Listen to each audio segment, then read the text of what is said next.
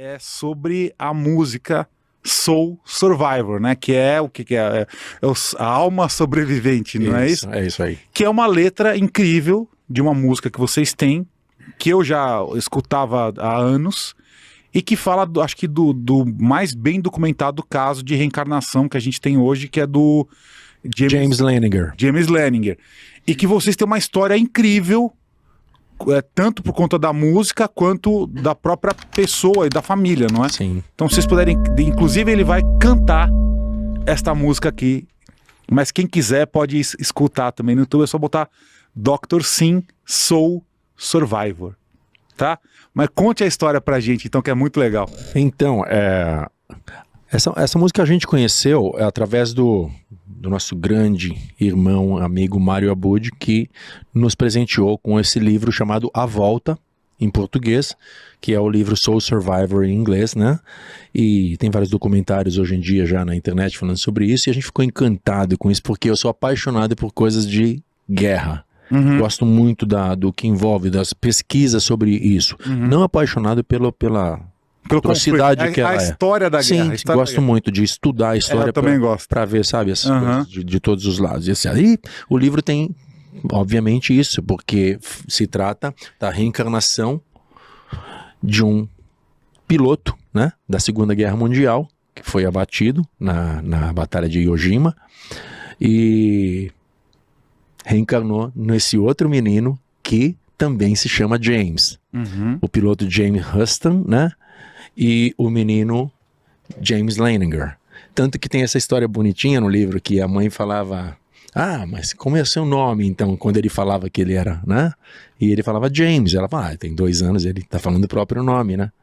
E ele já estava falando do James, mas ele estava se referindo a ele na vida passada. Mas a história é muito linda, porque, resumindo para quem não conhece a história, nem vou dar tanto spoiler assim. Não, pode dar. Pode dar? Pode. Tá bom. Na realidade, do nada, essa criança começou a ter pesadelos terríveis que o pai dele, na realidade, o Bruce, ele achava, ultra cético, achava que era uma coisa digna de exorcista, com o menino se debatendo nas madrugadas, uma criança de 2 anos, e sempre fazendo aqueles movimentos de socar alguma coisa e bater o pé e a mão para cima. E dizendo a frase que, inclusive, é parte da nossa música, que a gente fez com essa frase no refrão. O avião está em chamas e o homem quer sair. O homem não consegue sair, né? Que na nossa música a gente colocou: The plane is on fire, the man can't get out. E que era ele, na outra vida, tentando sair do avião em chamas, que foi abatido pelos japoneses, etc. Inclusive, eles não sabiam do que se tratava, ele falava sempre essa frase, se debatia, gritava, chorava, e isso causou um espanto muito grande, a família preocupada, achou que ia passar e não passava, aquilo era recorrente. E imagina uma criança de 2 anos, a mãe vai e compra um aviãozinho, e aí ele, olha filho, já vem com uma bomba o avião. Aí ele pega, não mamãe, não é uma bomba, isso é um tanque de combustível. Que existia, parecia uma bomba embaixo. Quem o leigo acha que é uma bomba, né? Desculpa, acho. E aquilo é, na realidade, onde ficava mais combustível do avião. Entre outras coisas, né? Muitos fatos. Ele começou a fazer desenhos, sempre desenhos muito terríveis, caóticos e com muito sangue, com o avião abatido, com fogo. Coisas que ligavam a essa coisa. Até que eles conseguiram ir aos pouquinhos e aí o pai virou uma missão dele.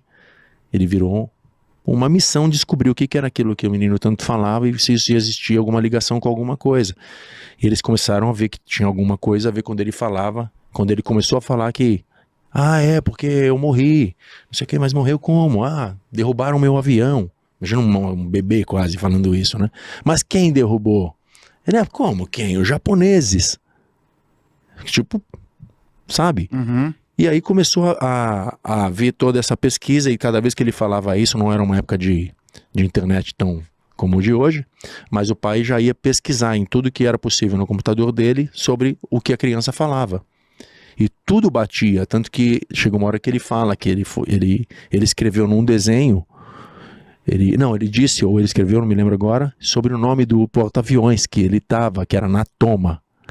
E o pai e a mãe acharam que esse nome era um nome japonês. ou que era alguma coisa que ele inventou, parecia meio japonês, né? Uhum. Ele criou isso aí porque ele tá falando que japonês abateu o avião dele, etc. Mas não, ele foi pesquisar e era o nome do porta-aviões, realmente onde esses aviões decolavam. O avião dele. O avião dele, que era um Wildcat, né? Uhum. E ele tinha um grupo, né? Na esquadrilha dele lá, de pessoas que ele adorava, e etc., que eram os companheiros dele. Pilotos. Pilotos, os pilotos, isso. Uhum. E o menininho começava a desenhar, e em alguns dos desenhos ele começou a colocar umas figurinhas assim e colocar os nomes embaixo, acho que já tinha uns 4 anos, uma coisa assim. Começou a escrever um nome, Leon, alguma coisa assim, eram 3 nomes. Não me lembro os nomes agora. Vamos supor, Leon, Bob, não sei quem. Mas aí perguntaram nomes estranhos, né? Era um nome com W, alguma coisa assim, sabe? Wendell, não sei, pô, como é que o criancinha vai dar esses nomes para os bonequinhos que tá criando aí?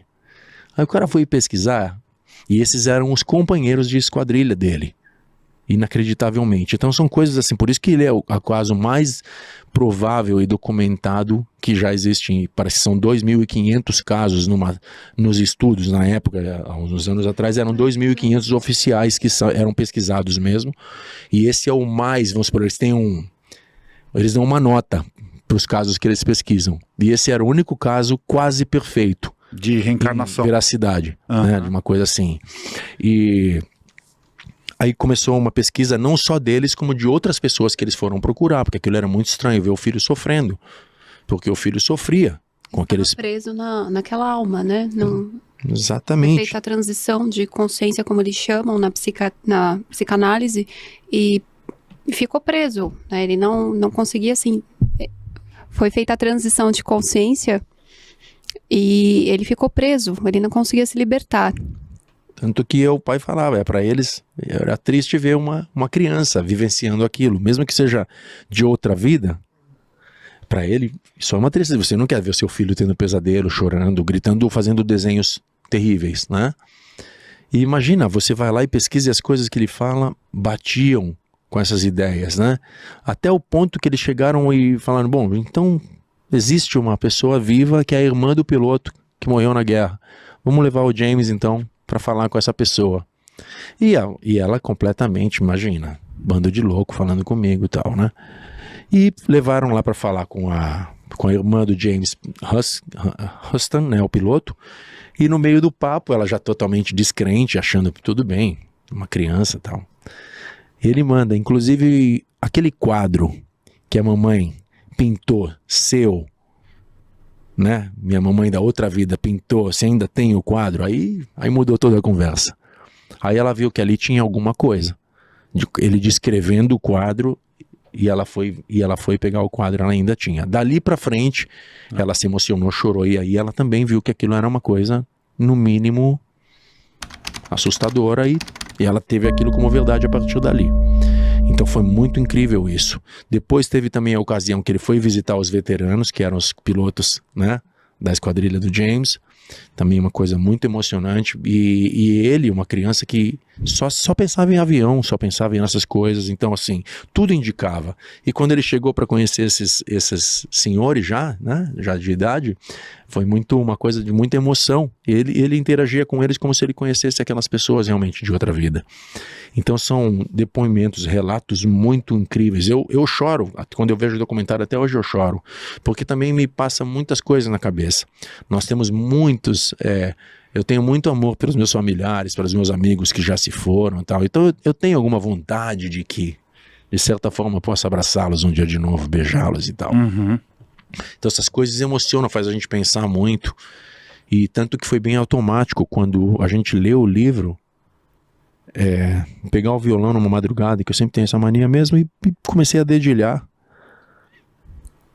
Os riffs começaram a chegar e tal, fiz a melodia, já uma parte já veio com uma letra, e aí eu na madrugada já chamei o meu irmão, e ele me ajudou, obviamente, a finalizar a composição, que na realidade foi quase psicografada também, porque é uma coisa que é incrível, já aconteceu algumas vezes com a gente.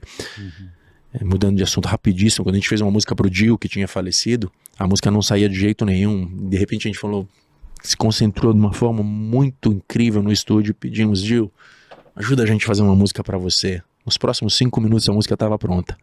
Muito legal. Que louco. Olha. Essa foi boa, hein? Em 5 minutos. Uma música linda chamada The King. Nós tocamos até lá no Rock in Rio. Mas vocês meio que invocaram ele? Sim. É Dio, Sim. Ronnie James Dio. ele é um dos... Ele substituiu o Ozzy Osbourne no Black Sabbath. Também foi vocalista do Rainbow, que é uma das maiores bandas de rock que já existiram. Depois fez a carreira solo como Dio. Mas é um dos maiores vocalistas, talvez o maior vocalista de metal que já existiu. E... Nossa, uma pessoa, a gente teve a oportunidade de conhecer o ser mais gentil, isso todo mundo fala. Entre todos os artistas, esse é o cara mais gentil da história do rock. E ele criou essa coisa no mundo do rock, esse símbolo. Porque isso aqui, as famílias tradicionais italianas, é o Maloik. A mamãe, a vovó falava para as crianças, tipo, vai com Deus, ou se livre do mal, e fazia assim. Para as crianças, né?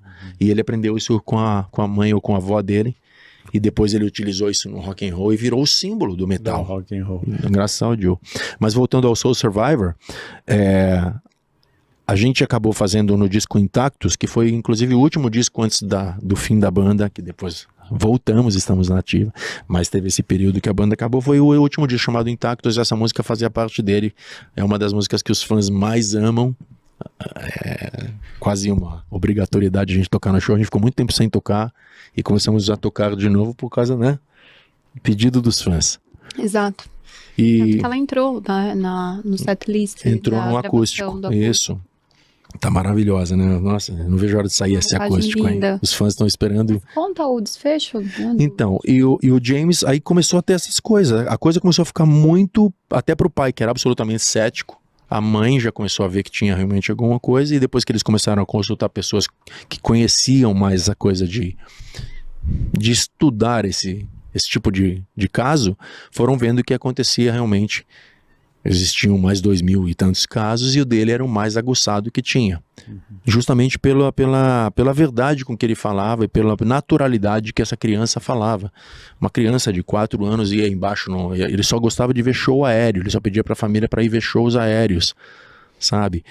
E depois o desfecho da história é muito bonito também, quando eles têm uma ideia de ir para o Japão, e tá exatamente no ponto, localizaram o ponto exato, sabia onde foi que o avião dele foi abatido.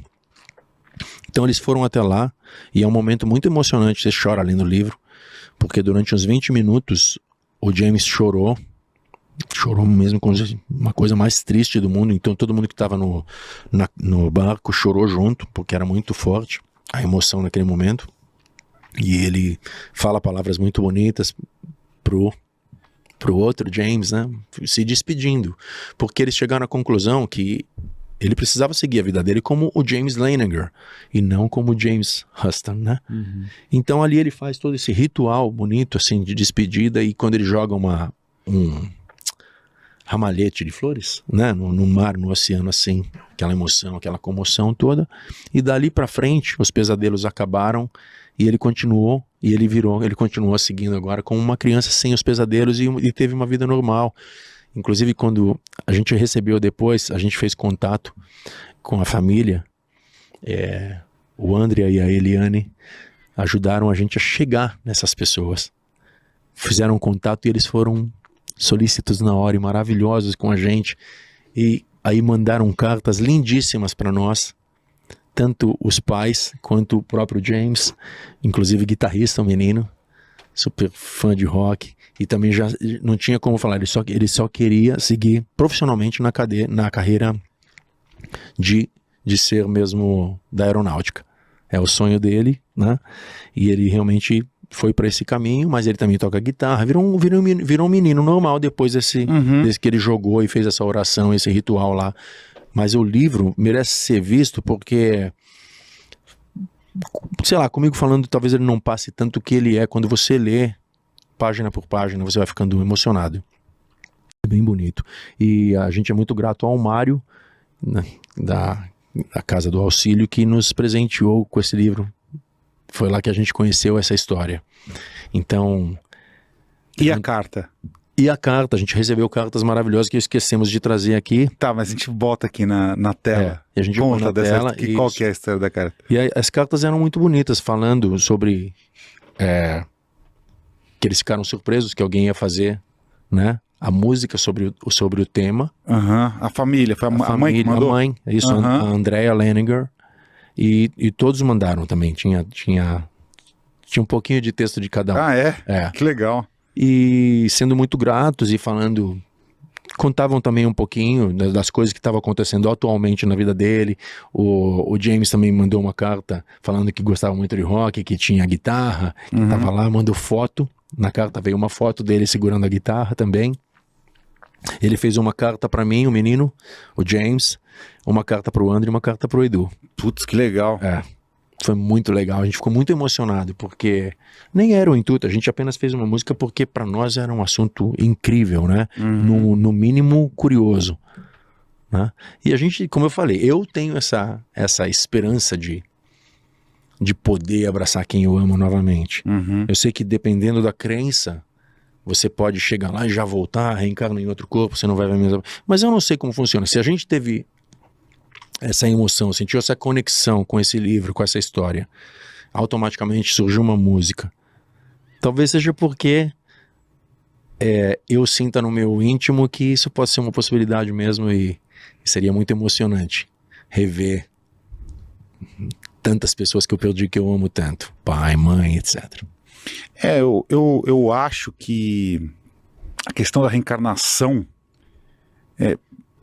é muito mais fácil você acreditar nela. Acho que talvez seja muito mais natural a gente entender que o ciclo ele não se encerra, não é?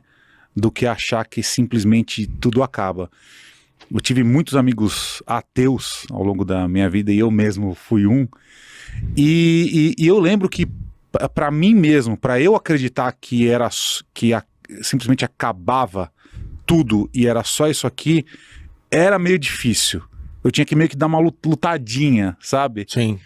Então eu acho que é algo que meio que a gente tem programado, é uma sabedoria que a gente tem programada no nosso DNA, talvez, que nos facilite a entender e aceitar e compreender isso, não é? Sim. E são relatos que não acabam mais de todo tipo verdade. de gente, né? Que até aqueles que têm aquela experiência de quase morte ou que morre por 5 minutos, umas coisas sim. muito, né? E de repente o cara viu o outro lado e volta. Nossa, tem muita coisa, muitos mistérios que tornam as coisas ainda mais interessantes e intrigantes também, né? E coisas inexplicáveis, como eu acho inexplicável também, uma coisa curiosíssima é o déjà vu. Né? Falando assim no nosso sotaque. Eu acho muito, muito, muito estranho. Porque eu tenho vários. E é muito... Eu já sei o que vai acontecer nos próximos 10 segundos. Como isso é possível? Os caras falam, mesmo. Não, isso são lapsos cerebrais. É estranho. Pode ser também. Estranho. Pode ser lapso cerebral, pode ser alguma coisa. Mas pode ser também que eu já sabia porque eu viajei através do tempo, ou alguma coisa assim. Ou através das dimensões. É verdade. Por que não? Exato. Eu tenho uns déjà vus também sinistros, assim. Nossa. E chega a ser incômodo, porque eu falo, não, mas o que eu tô vendo agora, eu já vi e eu sei exatamente o que acontece depois. Nossa. Mas é um lapso meio curto mesmo. É muito curto. curto. Bem curto. É tipo coisa de 10, 30 segundos no máximo. No máximo, é isso aí. Mas dá uma estranheza. É tipo, parece que é uma falha da Matrix mesmo. Assim, né? Sim. É muito louco isso. E o lugar, eu tive uma vez eu estava tocando em Portugal. Então como é que você pode saber que você estaria em Portugal naquele momento, naquele lugar, e exatamente você já sabia o que ia acontecer, você sabia o que o cara já ia falar? É muito doido. Mas aí então, o caso do James Leninger e a música Soul Survivor.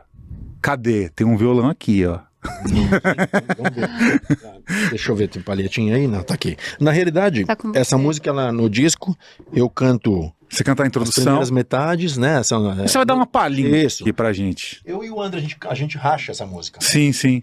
Eu tenho a região mais médio-grave, ele pode vai afastar nos agudos, né? E o pessoal gosta dessa combinação das nossas vozes. Se você quiser, você pode cantarolar a música, você pode só transmitir uma sensação mântrica, entendeu? Let me Love me tender. love me tender, love me true, never let me go. E vai, Elvis. É, você tá vivo. Daqui a pouco eu vou mandar o link dele lá pastor lá. Let me tell you a story about this boy called James. It may sound so strange, it's some kind of a second chance. He was just a little baby, he was 2 years old. Started talking about things him had never known. His dreams came out of nowhere, made him all so scared. His dreams came out of nowhere, memories, nightmares. The plane is on fire, the man can't get out. The plane is on fire. The plane is on fire, the man can't get out. The plane is on fire. So, survivor, an innocent child, soul of a fighter.